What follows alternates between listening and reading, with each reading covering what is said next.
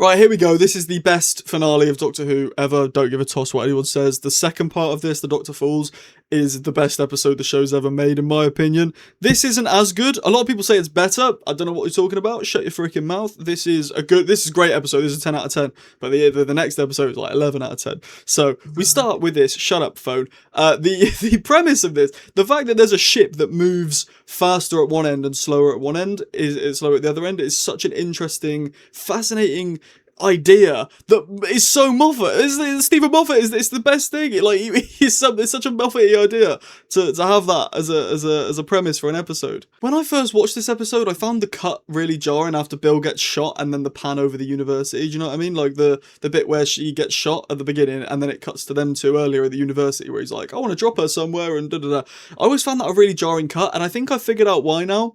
I think that was meant to be where the title sequence was. I think she was meant to be shot, a hole inside of her, and then woo, woo, woo, and then it comes from that, and then they're at the university. But I think they put the regeneration in for some reason. I don't know why they put the regeneration as the cold open, but from what I remember, Moffat was saying in 2017 that they only shot that regeneration scene like a few days before the broadcast of World Enough and Time. So at the press screening, or the early test screening for World Enough and Time, there was no pre-title sequence.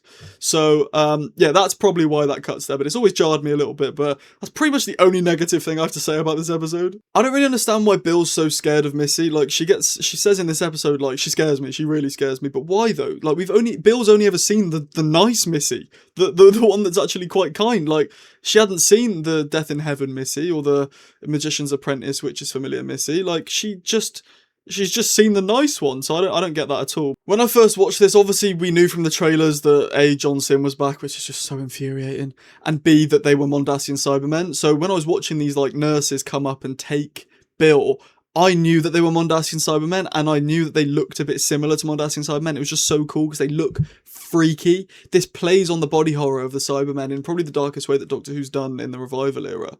And it's just so cool. I love the Cybermen, and I just really love this episode. Even just thinking about it makes me smile. I really dislike how the Doctor he literally keeps saying to people, right, well, downstairs for Bill, a second for us is like 5 years for her, and just proceeds to do this massive whiteboard explanation when he could have just gone down in the lift straight away and got Bill. That really bugs me because like he's not stupid, and I know he wants to flex his skills, but like do it on the lift on the way down. Like, don't just stand there. She had to wait, was it 10 years? Like, sod that, man. Like, what are you doing, Doctor? You're a smart geezer, alright? Get down. Or at least, like, I know he said he couldn't go in the TARDIS, but like, I don't know. I don't know. I feel like that bugs me a bit. Going back to what I was saying about like the body horror and the fact this actually feels like a horror film, the bit where the guy's pressing pain, and Bill walks in and the nurse walks in and switches it off, us thinking that she stopped the pain, actually just to find out she's just silenced him. He's still pressing the pain button. As I was, I mean, how old was I when this came out? I don't know, 11, 12? I was like, right, I genuinely was like scared at this. I was like, what? And it was horrible. And Bill looking out the window, I remember it so vividly. Like, I hadn't felt good about a Doctor Who finale since like The Big Bang when I was a kid.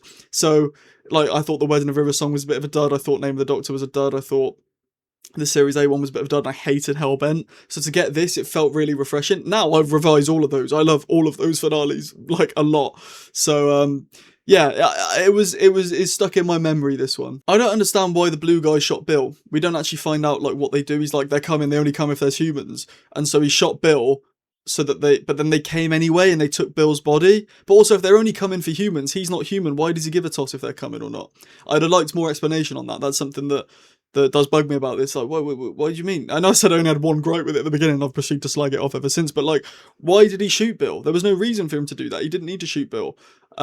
She was human, so if the people were going to come, they'd have come and taken the human. They wouldn't have come and taken him, would they? Or would they? Don't know. Maybe they would, but there doesn't seem to be an explanation for that I can gather from the information and dialogue that we were given this episode. The pace in this episode is really good. I think this two-part finale is probably the best pacing Doctor Who's ever had, especially the second part, which I love way more than this one. But the reveal of Mr. Razor was great. Seeing the Saxon Master back again was hype. Although I do think he doesn't do a lot in the finale. Like, as much as I love this finale, I just forget he's in it. When I think about it, I think about Bill being a Cyberman, which is great. I think about the Doctor blowing everything up and having that great piece of music. I think about Nardol's relationship with the people there and how he has to take them up. I never actually, and I do think about Missy stabbing herself in the back, but I never actually think about the Master. Like, he's not centre stage. He's just there, which I don't mind, but I feel like for a lot of fans, and I think me at the time, I was a bit disappointed because I thought we were going to get like another Sound of Drums situation, which we just didn't get.